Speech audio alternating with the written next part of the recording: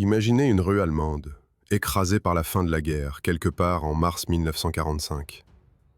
Des maisons éventrées, des arbres calcinés, des gravats qui s'amoncellent sous un vent glacé.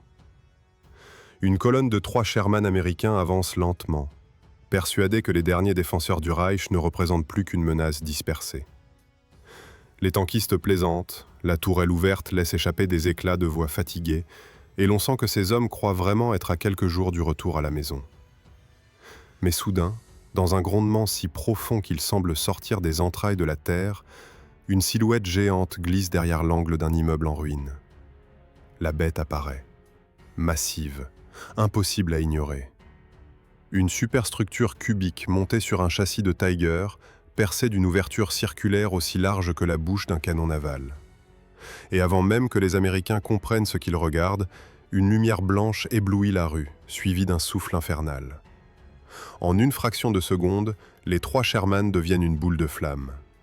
La détonation résonne dans tout le quartier. Ainsi se révélait le Sturm Tiger, la machine la plus improbable imaginée par l'Allemagne du temps de Hitler, un mortier automoteur conçu pour écraser des forteresses, mais si peu précis qu'il était parfois incapable de toucher une cible située à 10 mètres. Depuis le début, sa naissance est liée à la panique stratégique qui envahit Berlin au printemps 1943. Après Stalingrad et Koursk, il est devenu évident que la guerre échappait totalement aux plans initiaux du Führer. Les vétérans du front de l'Est racontaient des batailles de rue interminables, des immeubles transformés en forteresses et des pertes colossales pour déloger des défenseurs déterminés. Les obusiers classiques ne pouvaient plus suivre, on devait les avancer sous le feu. Les servants mouraient avant d'avoir tiré une seule salve.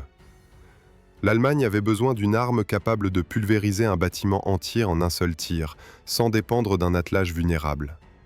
Un obusier blindé, mobile, apte à ouvrir des brèches dans les villes soviétiques transformées en pièges de béton. À l'origine, les ingénieurs avaient imaginé quelque chose de relativement raisonnable, un blindé d'assaut équipé d'un obusier de 210 mm monté sur un châssis de Tiger. Sur le papier, c'était parfait. Le canon devait combiner puissance et portée, les usines devaient en produire une série limitée, et le concept semblait suffisamment robuste pour être déployé rapidement. Mais semaine après semaine, l'équipe chargée de la nouvelle pièce d'artillerie se heurte à des problèmes insolubles.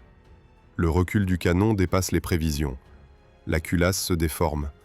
Le châssis peine à absorber l'énergie de tir. Chaque test révèle un nouveau défaut. Le projet s'enlise. Et c'est à ce moment-là qu'entre en scène Albert Speer, ministre de l'Armement, l'homme qui excellait dans l'art de proposer des solutions inattendues lorsque tout semblait perdu. Le 11 avril 1943, Speer fouille dans les projets abandonnés de la Kriegsmarine et retrouve une arme étrange, un mortier naval de 380 mm, le Raketenwerfer 61, conçu pour des vedettes d'attaque mais jamais adopté. Une pièce gigantesque destinée à propulser une fusée de plus de 350 kg contenant 125 kg d'explosifs. L'idée est folle. Monter cette monstruosité sur un Tiger et en faire un brise-bunkers mobile. Hitler adore. Il veut un engin capable de raser un pâté de maison par un simple tir. Speer obtient son accord immédiatement. Dès lors, tout s'enchaîne à une vitesse inhabituelle pour l'industrie allemande en difficulté. En moins de 4 mois, un prototype est présenté début août 1943. Pour gagner du temps, on réutilise des Tiger endommagés revenus du front pour être reconstruits. Les tourelles détruites sont retirées, les coiffes arrachées, et une superstructure massive est soudée sur le châssis. À l'avant, un orifice béant accueille le mortier naval modifié. Le résultat est intimidant, presque grotesque, une forteresse roulante. Mais personne ne se doute encore que cette arme supposée changer la guerre deviendra le symbole de l'absurdité technique d'un Reich au bord de l'effondrement. Lorsque le premier prototype du Sturm Tiger fut enfin assemblé, les ingénieurs purent constater qu'ils avaient créé une machine capable d'inspirer autant la fascination que la méfiance. La superstructure blindée, épaisse de 150 mm à l'avant, conférait au véhicule une masse étouffante qui dépassait largement celle d'un Tiger classique. Pourtant, malgré cette apparence invincible, les premiers essais révélèrent des faiblesses inattendues. Les mécaniciens observaient attentivement chaque tir, et à chaque détonation, La bête entière vibrait de manière inquiétante, comme si le châssis refusait d'accepter le rôle qu'on tentait de lui imposer. Les systèmes internes gémissaient sous l'effort colossal du mortier naval transformé en arme terrestre. La commission d'essai, venue expressément pour juger la viabilité de cet engin improvisé, ne tarda pas à pointer du doigt les défauts majeurs. Le mortier, bien qu'effrayant par sa puissance, souffrait d'une précision calamiteuse. Lors des premiers tirs, la fusée s'élevait en une trajectoire hésitante, oscillant parfois avant de plonger bien loin de la cible désignée. Aucun calcul, aucun réglage minutieux du mécanisme de visée ne semblait suffire à compenser cette imprévisibilité. Même les artilleurs les plus expérimentés restaient perplexes devant ce comportement erratique, se demandant comment une arme aussi démesurée pourrait être utile dans un combat urbain qui exigeait, au contraire, un minimum de contrôle. Pourtant, malgré ce tableau peu encourageant, le commandement refusait d'abandonner. Le projet avait déjà absorbé beaucoup trop de ressources, et l'idée de disposer d'un gigantesque brise-blindage mobile restait tentante. Les ingénieurs reçurent alors l'ordre de reprendre entièrement la conception de la superstructure. L'acier ordinaire utilisé sur le prototype devait être remplacé par une véritable cuirasse de combat, tandis que le système de montage du mortier devait être revu pour réduire les contraintes qui menaçaient de fissurer le châssis. Pendant plusieurs semaines, l'équipe travailla jour et nuit, ajustant, renforçant, modifiant chaque élément, jusqu'à obtenir une version que l'on estimait apte à être produite en série. Mais la question du rendement se posa immédiatement. L'idée initiale de fabriquer 10 Sturmtiger par mois semblait désormais relever de la fiction. Les usines allemandes, ravagées par les bombardements alliés, manquaient cruellement de main-d'œuvre, de matériaux et même d'électricité. Les chaînes de montage des Tiger classiques peinaient déjà à suivre le rythme imposé par les pertes colossales enregistrées sur tous les fronts. Il devint évident que l'on ne pourrait pas détourner une part significative de la production pour un engin aussi expérimental.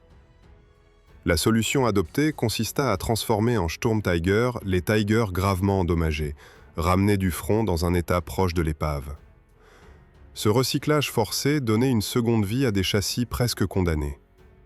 Lors des essais finaux, les équipes purent observer le comportement du véhicule en situation simulée de combat urbain.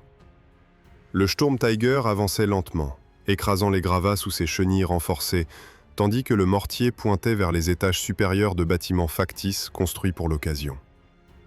Le tir déclenchait une onde de choc qui secouait tout autour. Lorsque la fusée atteignait finalement sa cible, l'explosion était d'une telle violence que les observateurs ressentaient physiquement la pression du souffle, malgré la distance de sécurité. Mais là encore, l'inconstance persistait. Un tir écrasait une façade entière, tandis que le suivant frappait plusieurs dizaines de mètres trop loin, laissant la cible intacte. Les discussions s'envenimèrent au sein du haut commandement. Certains officiers estimaient que cette machine n'avait aucune utilité réelle et absorberait des ressources précieuses. D'autres, impressionnés par la destruction brute qu'elle pouvait infliger lorsqu'elle atteignait sa cible, la considéraient comme une arme idéale pour briser les défenses soviétiques dans les villes. Hitler, séduit par les armes spectaculaires et les projets grandioses, trancha en faveur d'une production limitée mais rapide. Il voyait dans le Sturmtiger un symbole de la puissance allemande, un engin capable de semer la terreur chez les adversaires. Lorsque la première série sortit enfin des ateliers, au cours de l'été 1944, l'atmosphère avait radicalement changé. L'Allemagne était sur la défensive, reculant sur tous les fronts. Les premiers Sturmtiger étaient finalement prêts, mais les conditions d'emploi idéalement prévues, assaut urbain planifié, offensive méthodique, n'existaient plus. Au lieu de constituer une force de rupture, ils deviendraient des armes de dernier recours dans une guerre que l'Allemagne était désormais en train de perdre. Et pourtant, malgré ce contexte désespéré, leur déploiement allait entraîner une série d'événements inattendus, révélant autant leur potentiel dévastateur que leurs limites insurmontables. Lorsque les premiers Sturmtiger furent finalement remis aux unités, personne ne savait réellement comment les intégrer dans une armée qui combattait désormais en permanence en situation d'urgence. Ces engins, initialement conçus pour mener des assauts préparés contre des fortifications solides, se retrouvèrent dans un paysage stratégique bouleversé où les lignes reculaient quotidiennement. Les équipages, choisis parmi les vétérans de blindés lourds, reçurent seulement quelques jours pour assimiler le fonctionnement de cette machine complètement différente des chars habituels. Le manuel était encore incomplet. Les procédures de chargement, les limites du mortier, les précautions à prendre avant et après chaque tir, tout semblait improvisé, comme si la mise en service s'était décidée plus vite que la rédaction des instructions. Les instructeurs mirent rapidement en évidence l'un des principaux défis, la manipulation des fusées. Chacune pesait plus de 350 kg et devait être roulée, élevée, puis glissée délicatement dans le tube par un système de rails intérieurs. À chaque entraînement, les hommes ressortaient couverts de sueur, le dos endolori par la répétition de gestes aussi lourds que risqués. Certains comparaient la tâche à celle d'une équipe de dockers enfermés dans un compartiment blindé. Pourtant, malgré ces efforts physiques titanesques, tous reconnaissaient que la détonation du projectile valait le spectacle. Un bruit sourd qui emplissait l'air, suivi du rugissement de la fusée quittant le tube, comme si le véhicule lui-même relâchait une force accumulée depuis des siècles. Mais l'euphorie disparaissait rapidement lorsque la fusée se perdait dans l'espace urbain reconstitué des exercices. Même à faible distance, de légers écarts dans l'orientation de la superstructure suffisaient à envoyer le projectile loin de la zone visée. Cette imprévisibilité inquiétait les commandants. Ils craignaient que, sur un vrai champ de bataille, la moindre erreur ne provoque des destructions incontrôlées, voire un tir fratricide. Pourtant, l'armée, qui manquait cruellement d'armes capables de démanteler des structures robustes, n'avait plus le luxe d'être sélective. Les Sturmtiger furent donc affectés à des unités nouvellement créées, dont les effectifs se composaient de quelques véhicules seulement. Ce maigre nombre montrait bien les difficultés de production, mais aussi l'urgence à positionner ces engins là où la situation l'exigeait le plus.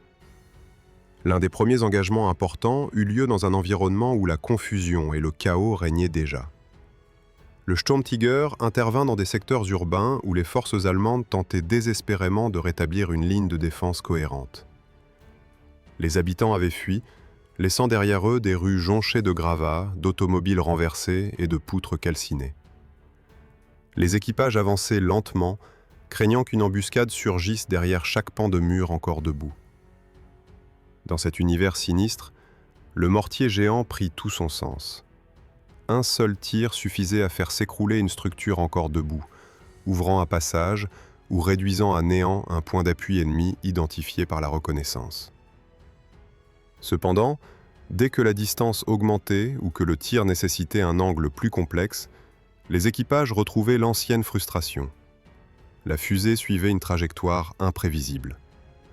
Le projectile traversait parfois un bâtiment sans exploser, sa fusée retardée destinée à pénétrer des fortifications lourdes, se révélant trop lente pour des constructions fragiles.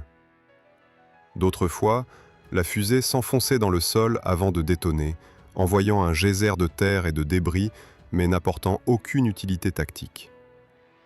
Ces incohérences rendaient l'arme redoutable dans un rayon restreint, mais terriblement décevante dès que les conditions s'éloignaient des scénarios idéaux. Les retours d'expérience se multiplièrent. Les équipages soulignaient la nécessité de munitions plus sensibles, de mécanismes de visée plus précis et d'un temps de chargement réduit. Les officiers, de leur côté, tentaient d'élaborer une doctrine d'emploi cohérente. Certains préconisaient une utilisation ponctuelle, dans des situations où l'effet psychologique de la détonation serait aussi utile que la destruction matérielle.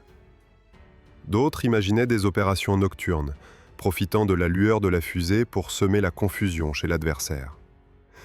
Mais tous convenaient d'un point essentiel. Il était impossible d'exploiter pleinement le potentiel du Sturmtiger sans un contexte tactique stable, ce qui manquait cruellement à ce stade de la guerre.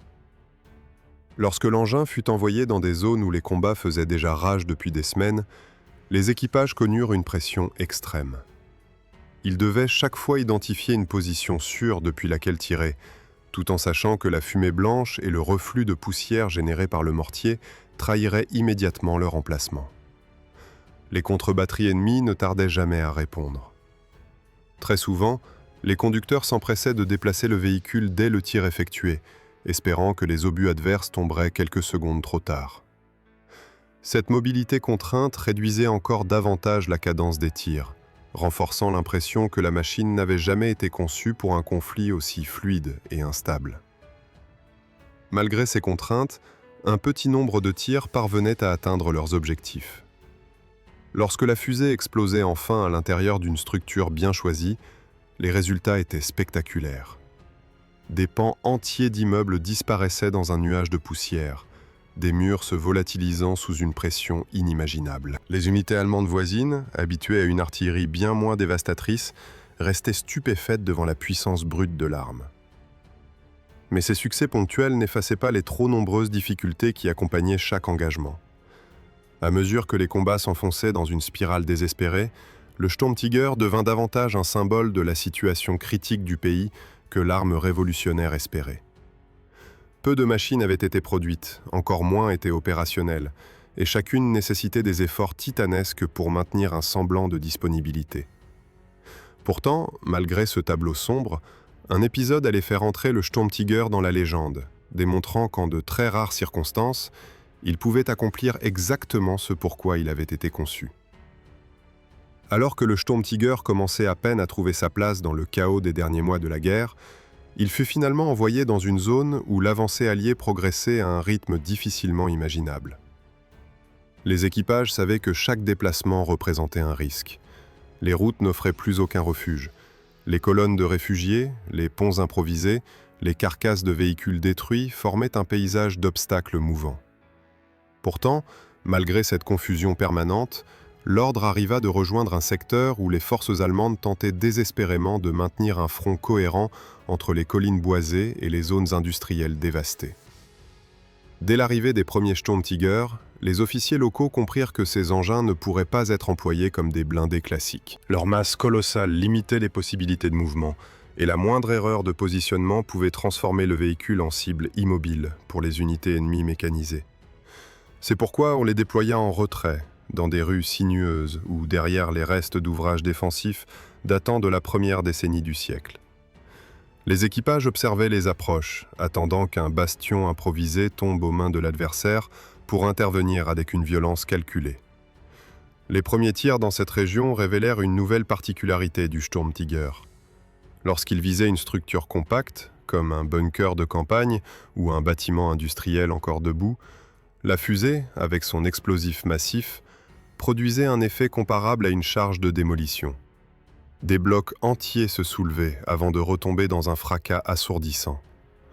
Les troupes allemandes en retrait, bien que habituées aux bombardements lourds, furent frappées par cette capacité à remodeler le décor en quelques secondes. Elles commencèrent même à utiliser ces explosions pour masquer leurs propres mouvements, profitant des nuages de poussière pour se replier. Mais ces réussites restaient l'exception. La pression exercée par l'artillerie ennemie et les attaques incessantes de l'aviation rendaient chaque intervention risquée. Pour le Sturmtiger, la menace des chasseurs bombardiers représentait une véritable hantise. Le toit de la superstructure, bien que blindé, ne pouvait pas arrêter les bombes perforantes que l'ennemi utilisait désormais en masse.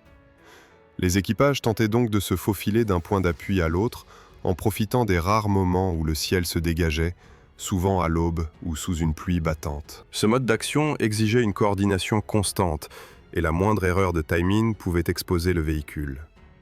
Dans certains villages, les combats dégénérèrent en duels étranges, où les blindés alliés avançaient méthodiquement, profitant de l'information fournie par les éclaireurs motorisés, tandis que le Sturmtiger, comme une bête tapie, attendait l'instant où l'adversaire franchirait un carrefour ou s'engagerait dans une rue trop étroite pour manœuvrer rapidement. Dans ces situations extrêmement rares, l'arme lourde devenait terrifiante. Un tir surgissant à très courte distance suffisait pour transformer un groupe de blindés légers ou un véhicule de transport en un amas indistinct de métal et de flammes. Cependant, ces succès ponctuels ne parvenaient pas à peser sur la dynamique générale de la bataille. Les troupes américaines avançaient avec une détermination méthodique. Les unités du génie dégageaient les routes obstruées, les sections anti-chars sécurisaient chaque secteur, et les observateurs d'artillerie repéraient la moindre signature thermique ou le moindre panache de fumée qui pouvait trahir la position du Sturmtiger. Les équipages durent adopter des tactiques encore plus prudentes, parfois en se déplaçant en pleine nuit pour rejoindre une nouvelle zone avant l'aube. Ils savaient que leur machine, aussi impressionnante soit-elle, était désormais traquée. Dans l'un des secteurs les plus acharnés, le Sturmtiger fut chargé de démanteler une série de positions retranchées situées autour d'une ancienne ligne de défense construite bien avant le conflit mondial. Ces fortifications, renforcées par les Américains, servaient de nœud tactique d'où partaient plusieurs opérations offensives. Pour neutraliser ces ouvrages, les unités allemandes décidèrent de faire appel à leur engin le plus atypique. Le Sturmtiger s'aventura donc dans une zone où les communications étaient constamment interrompues, où les patrouilles isolées disparaissaient parfois sans laisser de traces, et où les clochers éventrés servaient de repères aux observateurs ennemis. Une fois à portée, l'équipage prit le temps de calculer la meilleure trajectoire pour atteindre la structure principale. La fusée qu'ils utilisèrent avait été inspectée au préalable, chaque segment du corps contrôlé pour éviter les défaillances qui avaient tant handicapé les engagements précédents. Lorsque la détonation eut lieu, les observateurs décrivirent un souffle comparable à celui d'une charge destinée à ouvrir une brèche dans une digue. Les murs, déjà fragilisés par les combats antérieurs, s'effondrèrent en envoyant un nuage opaque qui retomba pendant plusieurs minutes. Ce tir permit aux unités voisines de se repositionner sans subir le feu ennemi. Pourtant, ce moment de succès fut rapidement éclipsé par une nouvelle difficulté. À peine l'impact enregistré, les positions allemandes furent prises pour cible par une avalanche de tirs alliés. Les observateurs adverses, qui attendaient justement l'apparition du Sturmtiger, déclenchèrent une réponse immédiate. Les obus s'abattirent tout autour du véhicule. La terre volait en éclats, les débris retombaient sur la superstructure, tandis que l'équipage s'efforçait de démarrer pour s'éloigner avant que la salve suivante ne s'abatte sur eux. Ce scénario se répéta à plusieurs reprises. Un tir, un impact violent, puis une fuite précipitée. Lorsque les combats atteignirent les environs d'un complexe industriel abandonné, une confrontation inattendue faillit coûter la vie à tout l'équipage. Un groupe de blindés américains, avançant plus vite que prévu, déboucha sur une allée latérale juste au moment où le Sturmtiger terminait une manœuvre. Les deux camps furent surpris. Les Américains ouvrirent le feu, leurs obus rebondissant parfois sur la façade inclinée du monstre sans pénétrer. Le conducteur, dans un réflexe instinctif, braqua pour s'éclipser derrière une rangée de silos effondrés. Profitant de cet abri temporaire, l'équipage chargea une fusée en quelques minutes, malgré la panique palpable. Lorsque le tir partit, il frappa l'angle du bâtiment où s'étaient repliés les blindés ennemis. L'explosion fit s'écrouler une partie de la toiture, piégeant plusieurs véhicules et contraignant les autres à se retirer. Cet épisode renforça la conviction des équipages que leur machine, malgré toutes ses imperfections, pouvait encore créer l'imprévu. Néanmoins, ces actions isolées ne pouvaient contrer une réalité implacable. L'avance alliée se poursuivait et les lignes allemandes cédaient sous la pression combinée des forces terrestres, aériennes et logistiques adverses. Le Sturmtiger se retrouvait de plus en plus souvent dans des situations où son rôle se limitait à ralentir l'ennemi plutôt qu'à inverser le cours de la bataille. Mais à mesure que les derniers mois du conflit se profilaient, un événement inattendu allait démontrer que, même dans l'effondrement, le Sturmtiger pouvait encore inscrire un épisode spectaculaire dans l'histoire des combats urbains. Lorsque les combats atteignirent leur apogée dans les derniers mois du conflit, le Sturmtiger, désormais relégué à des missions de retardement, connut une série d'engagements où l'imprévisibilité devint la norme. Les équipages vivaient dans un état de tension permanent. Ils savaient qu'à chaque déplacement, la moindre erreur d'itinéraire pouvait les conduire droit dans une embuscade ou sur une route sous observation aérienne. L'avancée alliée, plus rapide que tout ce que les états-majors allemands avaient anticipé, réduisait systématiquement les marges de manœuvre. Pourtant, malgré ce contexte désespéré, un événement allait offrir au Sturmtiger l'un de ses épisodes les plus marquants. Tout se déroula dans une ville moyenne dont les rues, totalement encombrées de gravats, formaient des couloirs étroits. Les troupes américaines progressaient méthodiquement, casa après casa, en utilisant des sections d'assaut expérimentées dans la lutte urbaine. Les Allemands avaient transformé plusieurs bâtiments administratifs en points d'appui, mais ils savaient que ces positions ne tiendraient pas face à la puissance de feu ennemie. Lorsque les observateurs repérèrent un regroupement important de blindés et de véhicules d'appui au nord de la ville, un ordre inhabituel fut donné. Déployer le Sturmtiger à très courte distance afin d'éliminer d'un seul coup ce concentré de puissance mécanisée. Le déplacement vers la zone ciblée se fit au crépuscule. L'équipage avançait lentement, chaque virage devenant une manœuvre délicate en raison de l'immense largeur du véhicule. Les façades éventrées offraient des silhouettes menaçantes et la moindre ouverture pouvait cacher un tireur embusqué. Lorsque le Sturmtiger atteignit finalement une rue perpendiculaire à l'itinéraire allié, le commandant ordonna l'arrêt. Les sons des moteurs américains résonnaient distinctement. Le moment était venu. Le mortier géant fut pointé avec une précision nerveuse. Chacun savait qu'à cette distance réduite, un tir mal ajusté ne pardonnerait pas. Les secondes s'allongèrent, tandis que les membres de l'équipage verrouillaient les derniers réglages. Puis la détonation jaillit, brutale, faisant vibrer les murs déjà fissurés. La fusée se propulsa avec un sifflement singulier, un bruit presque organique, avant de frapper avec une violence qui dépassait tout ce que les témoins avaient déjà observé. Les véhicules américains, alignés pour une percée rapide, furent pris dans un souffle d'une puissance inouïe. Une partie du convoi disparut dans un nuage de poussière, les silhouettes se disloquant sous l'effet de l'explosion. Ce succès fulgurant donna quelques instants d'espoir aux défenseurs du secteur, mais la réaction américaine fut immédiate et implacable. L'artillerie se mit à frapper la zone en salves rapides, cherchant à neutraliser l'origine du tir. Le Sturmtiger, incapable d'enchaîner un second tir avant plusieurs minutes, dut être évacué en urgence. Le conducteur parvint à faire pivoter la machine dans une ruelle latérale, mais fut obligé de s'arrêter après seulement quelques centaines de mètres. Un effondrement de chaussée bloquait complètement le passage. Pris au piège, l'équipage se retrouva réduit à une manœuvre désespérée. Redémarrer en marche arrière, tout en espérant que les observateurs ennemis perdent momentanément leurs traces. Cette retraite improvisée devint un enchaînement d'épreuves.